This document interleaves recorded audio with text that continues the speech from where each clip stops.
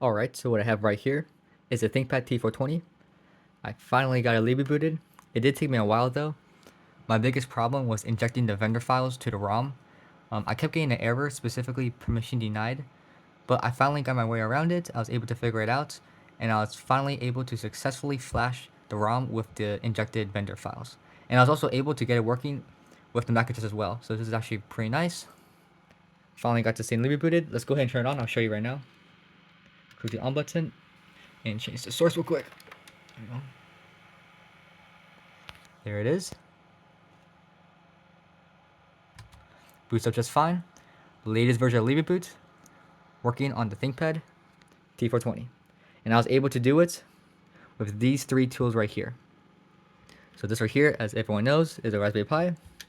This one right here is a Raspberry Pi 4B. And so long as you get the pins layout correct, you'll be okay using these jumper wires right here. And the configuration for the Pi is pretty easy. That's probably the most tedious out of all three devices. This one's definitely the most tedious, but it honestly works quite well, and this is probably the most reliable tool as well.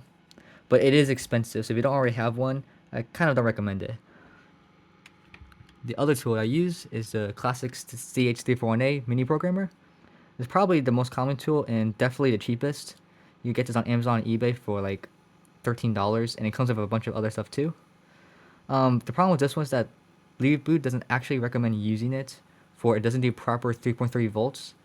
But personally, I never had a problem with this tool. It always worked for me, and I think it's going to be the easiest tool for most people to use as well. This one requires no configuration. You just kind of plug it into the computer, and you can get started immediately with this tool.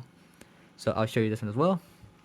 But if you do want to be safe and go with what libreboot recommends, they recommend the Raspberry Pi Pico.